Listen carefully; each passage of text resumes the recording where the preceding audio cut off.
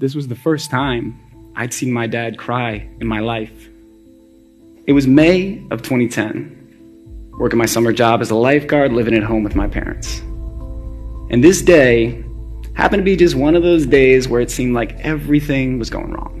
One thing after another, piling up, the stress just building. And I knew the second I walked in the door, because I was driving home, it was all just going to evaporate. I'd come in, I'd say, "Hey, Mom," I'd give her a hug. Dad'd be in the living room, in his chair. "Hey, Bri, how was your day?" Go give him a hug. And when dinner time rolled around, we'd get up, we'd fill our plates with food, we'd go into the living room and do one of our favorite things together, which was watch a movie. The stress is evaporating, and I'm in one of my happy places. And at one point, my dad went up to check on my grandfather, who was taking a shower. He'd been living with us for about 10 years at that point. He was 83 now, so he needed a little more help getting around.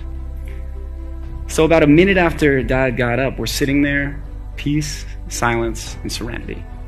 And all of that shattered in an instant.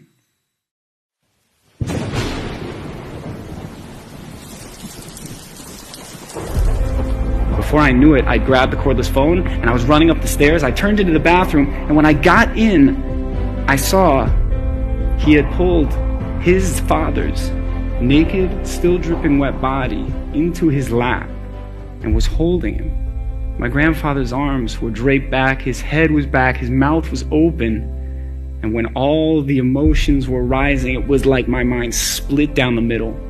There were only two choices I had at that time, and I knew no matter which of those two I chose, my life was going to change forever.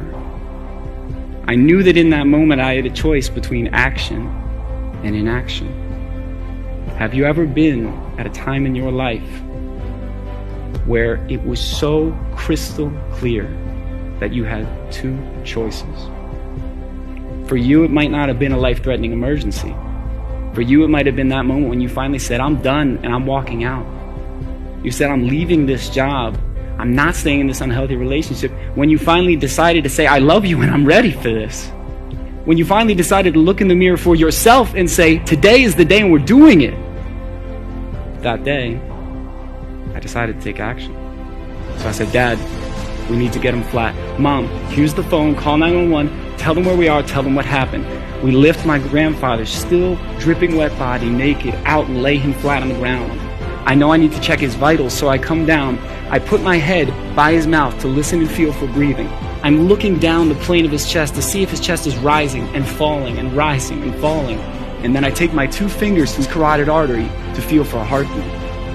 And as I'm doing my vital check, I'm down there. There's no breath. There's no movement in his chest. But there was the slightest little heartbeat still pumping. So I got down and started giving rescue breaths. I'm down there, my body is shaking. It feels like I can't keep going, but I know this is all I can do until someone else, an EMT, a doctor gets here. I have to keep going, but my arms are shaking, my legs are shaking, and I'm gonna keep doing it the best I can until I collapse. And then finally, after what felt like 30 or 40 minutes, I was tapped on the shoulder and the EMT is there. I tried to save a man's life that day. But as the head EMT came downstairs and explained that he had had a massive heart attack, he had likely died instantaneously, and that the heartbeats that I'd felt were nothing more than an echo or an aftershock. It felt like I failed. I hadn't saved anybody. Until later that night, when my dad looked at me and he said, "Brian, if you hadn't been there, I wouldn't have known what to do." And for the rest of my life, I would have doubted that if I'd only known what to do, that my dad would still be alive today. Because you were here and you acted and you didn't hesitate, I know it was his time, and I can let him go in peace. Sometimes you'll save exactly who you intend to. Sometimes someone you didn't even see or didn't expect will benefit from your efforts. And sometimes the person you save will be yourself.